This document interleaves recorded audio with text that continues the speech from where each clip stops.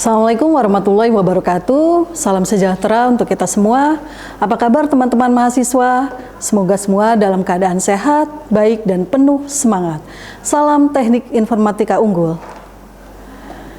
Selamat berjumpa kembali dalam program Ujar Unpam Mengajar.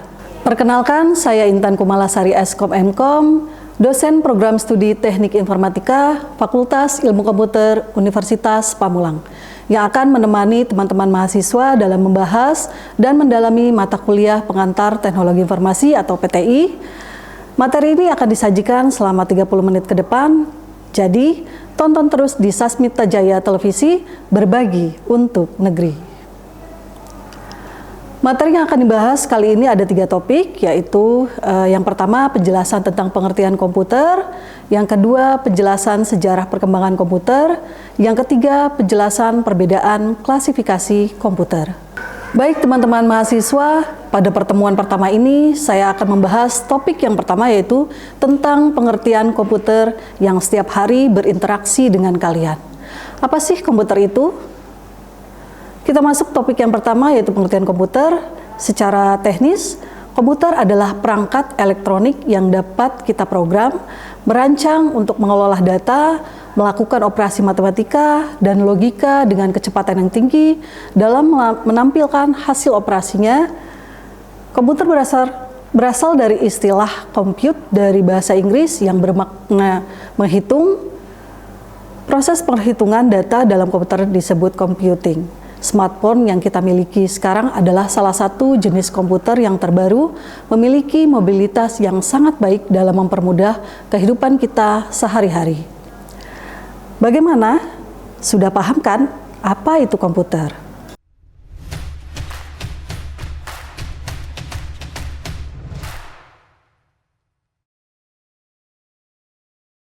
Selanjutnya kita akan membahas topik yang kedua, yaitu sejarah perkembangan komputer. Yang pertama, definisi generasi. Perkembangan komputer dalam sejarah, komputer beberapa kali mengalami perkembangan yang sangat luar biasa. Dimulai dengan perhitungan mendasar dan sederhana, menjadikan komputer begitu kompleks sehingga membentuk sebuah alat hitung otomatis. Diciptakannya komputer karena kebutuhan memudahkan manusia dalam melakukan berbagai hal, terutama pada sebuah sistem atau program di mana manusia dapat melakukan hal-hal yang pada zamannya mustahil dilakukan dengan cepat, namun setelah adanya komputer dapat menjadikan hal yang mustahil menjadi mungkin. Dari hanya sebuah tanda di sebuah tulang atau kayu, kini komputer menjadi gadget yang multifungsi dalam satu genggaman tangan. Perkembangan komputer bersamaan dengan perkembangan industri yang ada setiap zamannya. Nah, berikut adalah perkembangan komputer dari beberapa generasi. Yang pertama, yaitu perkembangan perhitungan sebelum adanya komputer. Yang kedua, generasi pertama pada tahun 1946 sampai 1958. Yang ketiga, yaitu generasi kedua pada tahun 1959 sampai dengan 1964. Yang keempat yaitu generasi ketiga pada tahun 1965 sampai dengan 1971. Yang kelima generasi 4 pada tahun 1972 sampai dengan 2010.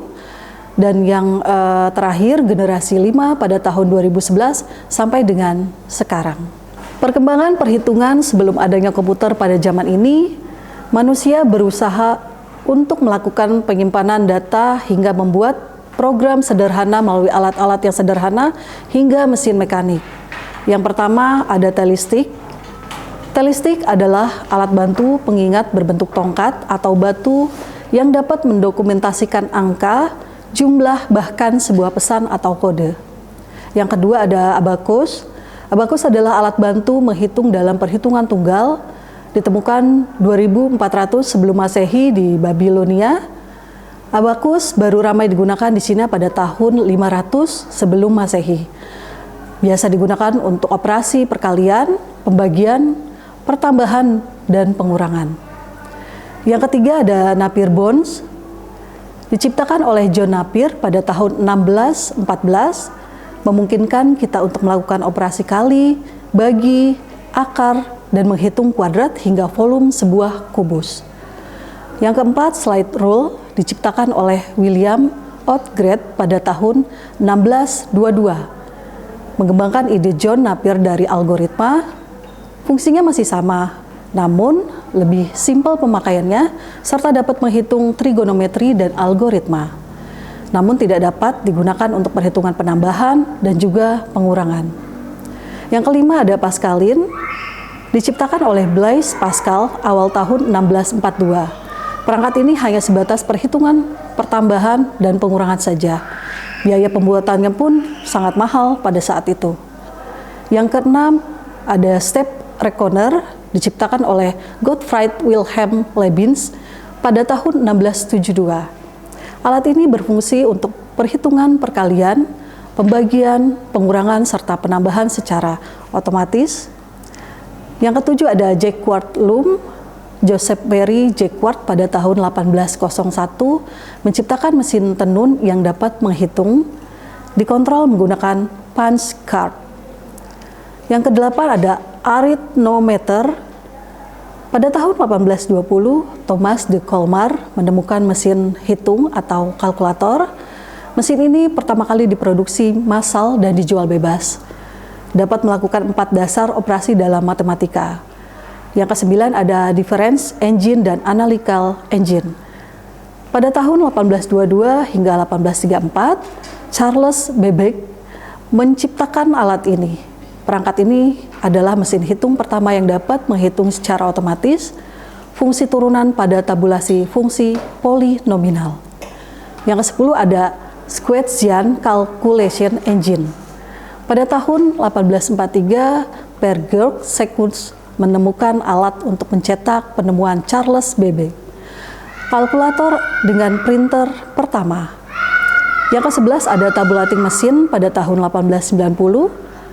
Hermann Hollerith menemukan mesin tabulasi yang berfungsi untuk membantu meringkas informasi dalam penulisan akuntansi. Ke-12 ada Harvard Mark I, ditemukan oleh Howard H. Aiken pada tahun 1943. Howard Mark I dikenal juga sebagai IBM Automatic Sequence Control Calculator atau disingkat dengan ASCC. Adalah mesin hitung berbasis listrik yang pertama kali.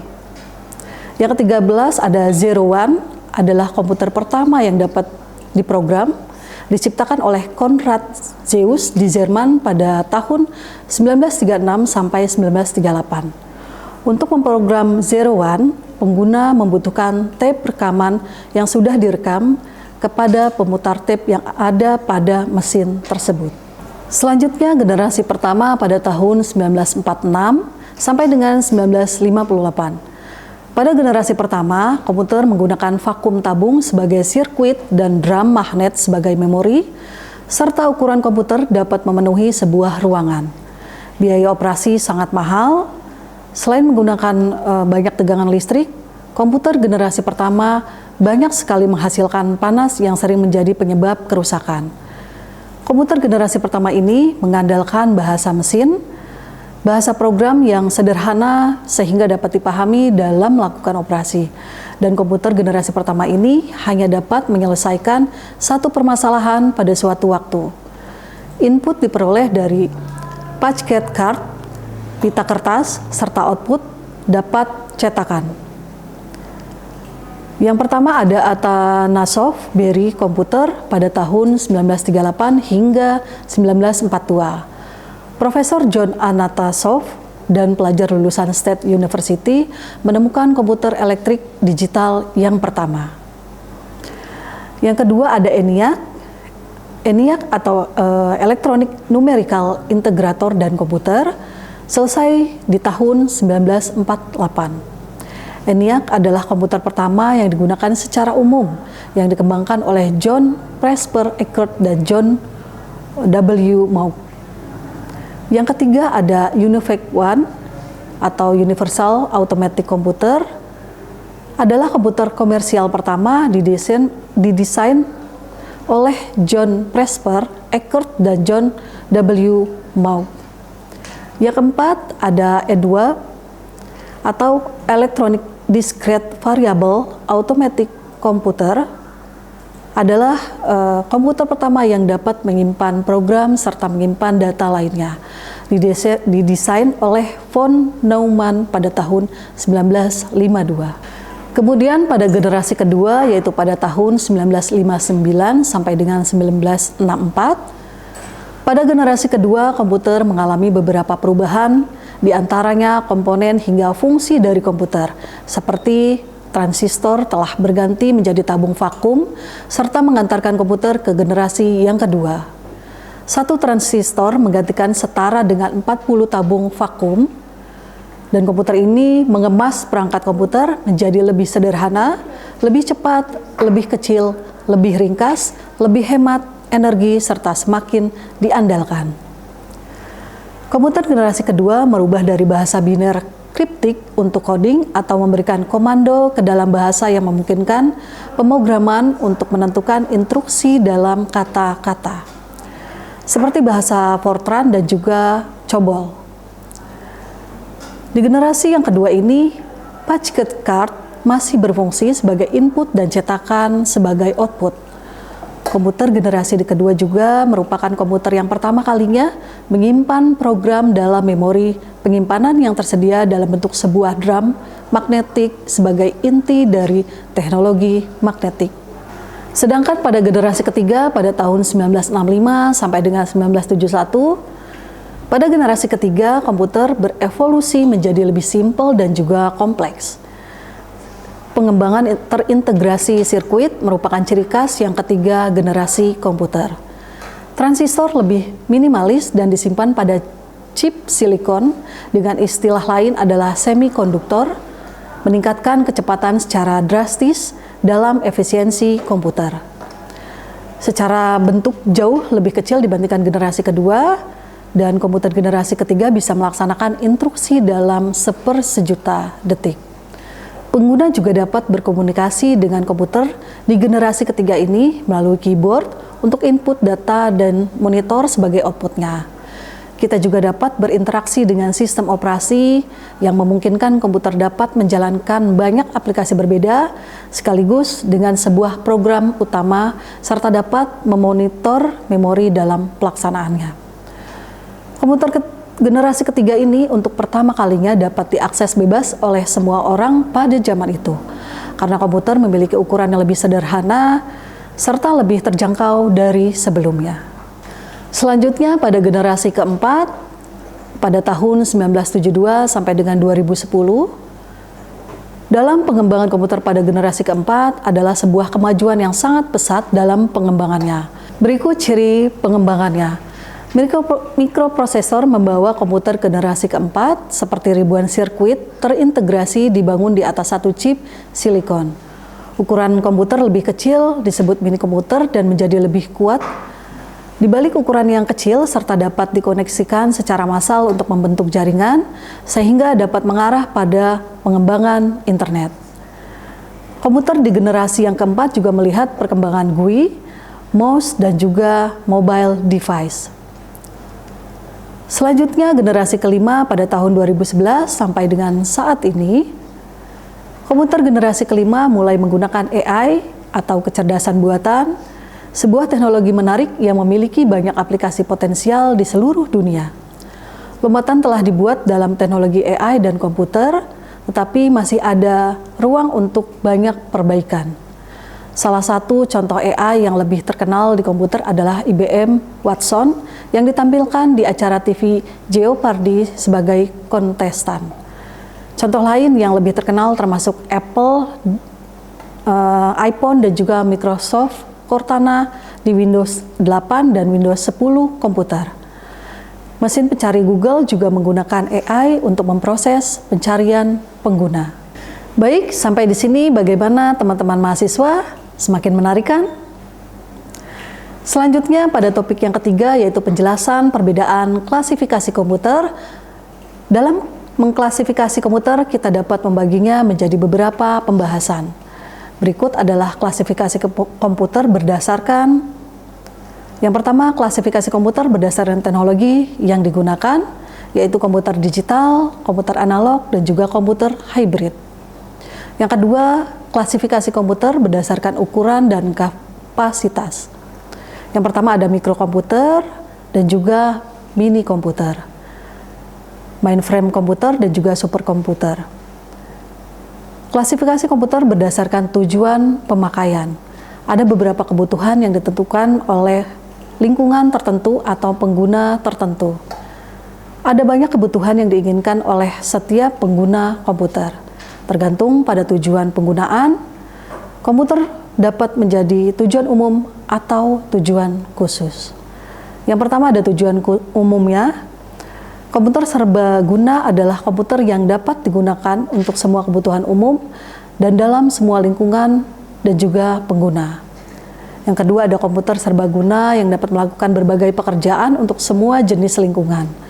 Yang ketiga, ada program atau instruksi yang diberikan dan pada saat eksekusi, komputer dapat memproses instruksi ini dan memberikan hasil yang bermakna. Misalnya, komputer pribadi yang mampu menghitung data akun, menyiapkan hasil belajar siswa, merancang brosur, menulis surat, mengakses internet atau bermain game adalah komputer untuk keperluan umum. Kemudian ada tujuan khususnya. Yang pertama yaitu komputer tujuan khusus adalah komputer yang dirancang khusus untuk melakukan pengolahan data di lingkungan tertentu. Komputer dirancang untuk melakukan tugas tertentu dan tidak dapat melakukan tugas lain. Komputer ini biasanya serbaguna dan instruksi yang digunakan oleh komputer ini umumnya tertanam dalam berbagai perangkat otomatis. Misalnya, komputer yang dirancang untuk menampilkan jalur dan lintasan rudal hanya dapat digunakan untuk tujuan tersebut dan tidak dapat digunakan untuk bermain game. Komputer yang telah dirancang untuk menghitung pulsa panggilan telepon dan jumlah yang harus dibayarkan hanya dapat memenuhi tujuan tersebut. Kita tidak bisa menggunakannya untuk mendesain dan juga mengolah kata. Selanjutnya, klasifikasi komputer berdasarkan teknologi yang digunakan. Dalam klasifikasi komputer berdasarkan teknologi yang digunakan adalah sebagai berikut. Yang pertama ada digital komputer. Komputer digital terutama komputer biasa digunakan untuk keperluan umum yang mewakili dan menyimpan data dalam jumlah atau angka tersendiri. Semua pemrosesan dilakukan dalam hal representasi numerik atau angka biner dari data dan informasi. Meskipun pengguna memasukkan data dalam bentuk desimal atau karakter, akan dikonversi menjadi angka biner. Contoh dari digital komputer adalah PC atau mikrokomputer, ada desktop PC, laptop, dan juga tower PC. Selanjutnya ada analog komputer. Komputer analog adalah komputer dengan tujuan khusus yang mewakili dan menyimpan data dalam kuantitas fisik yang bervariasi terus-menerus seperti arus, tegangan, atau frekuensi. Komputer ini diprogram untuk mengukur kuantitas fisik seperti tekanan, suhu, dan juga kecepatan. Dan untuk melakukan perhitungan pada pengukuran ini, komputer analog biasanya digunakan untuk aplikasi ilmiah dan juga teknik. Hybrid komputer. Komputer hybrid adalah gabungan antara dua buah teknologi komputer yaitu analog dan juga digital. Komputer-komputer tersebut dapat menyimpan dan memproses sinyal analog yang telah dikonversi menjadi angka diskrit menggunakan pengkonversi analog ke digital. Mereka juga dapat mengubah angka digital menjadi sinyal analog atau properti fisik menggunakan konverter digital ke analog. Selanjutnya, komputer hybrid biasanya digunakan dalam kecerdasan buatan atau robotika dan manufaktur berbantuan komputer, misalnya mesin hitung uang dan mesin ATM. Selanjutnya ada klasifikasi komputer berdasarkan ukuran dan kapasitas dalam penggunaannya. Komputer dapat diklasifikasikan berdasarkan besar ukuran penyimpanan dan ukuran komputernya, seperti mikrokomputer. Mikrokomputer juga disebut komputer pribadi atau PC dan menggunakan mikroprosesor sebagai CPU, unit memori, dan perangkat input dan juga perangkat output. Komputer ini berukuran kecil dan tidak memiliki kapasitas penyimpanan yang besar. Panjang kata komputer mikro terletak pada kisaran 8-32. Komputer ini juga dapat melakukan tugas yang sulit, biasa digunakan untuk perhitungan tujuan umum, kontrol industri, peralatan rumah tangga, penerbitan desktop, desain grafis, dan juga manajemen proyek. Komputer ini juga ada dua jenis, yaitu desktop dan portable. Beberapa contoh dari mikrokomputer adalah IBM PC, kemudian PS2, Apple, dan Macintosh. Selanjutnya ada mini komputer. Komputer mini lebih cepat dan lebih kuat daripada mikrokomputer. Panjang kata mereka adalah 32 bit. Panjang kata berarti jumlah bit dalam kata di sebuah komputer. Komputer-komputer ini dapat melakukan tugas-tugas yang lebih kompleks dan lebih mahal daripada mikrokomputer. Ukurannya lebih besar dan kapasitas penyimpanannya kecil hingga sedang. Komputer ini digunakan untuk persiapan penggajian, perhitungan akuntansi, dan ilmiah, mengendalikan dan memantau proses produksi. Dan beberapa contoh dari mini komputer adalah VAX 11, PDP 11 dan juga 42, dan Wipro Landmark 860. Selanjutnya ada mainframes. Mainframes lebih kuat dari mini komputer. Panjang kata mainframes kisaran 48, 60, atau 64 bit. Komputer ini memiliki kecepatan pemrosesan yang tinggi dan dapat menyimpan sejumlah besar data. Komputer ini juga digunakan dalam organisasi penelitian, industri besar, bisnis besar, dan organisasi pemerintah, bank, dan reservasi penerbangan di mana database besar diperlukan. Namun, kekurangannya adalah komputer ini mengkonsumsi lebih banyak listrik. Ada beberapa contoh dari mainframes adalah seri IBM 2000 dan UNIVAC 1180. Selanjutnya ada superkomputer. Superkomputer adalah komputer terbesar dan tercepat. Panjang kata mereka adalah 64 sampai dengan 96 bit. Mereka juga yang paling mahal, dan juga komputer super memiliki sejumlah CPU yang beroperasi secara paralel untuk membuatnya lebih cepat. Superkomputer digunakan untuk pemrosesan data besar-besaran dan memecahkan masalah yang sangat canggih, yaitu di bidang sains dan pertahanan, merancang dan meluncur rudal, ramalan cuaca, penelitian biomedis, desain pesawat, dan juga desain mobil. Beberapa contoh dari superkomputer adalah Crazy 3 dan High-Tech S300. India memiliki serangkaian komputer super yang disebut Param yang dikembangkan oleh SIDEC dan Anurag. Wipro Infotech telah mengembangkan komputer Supernova.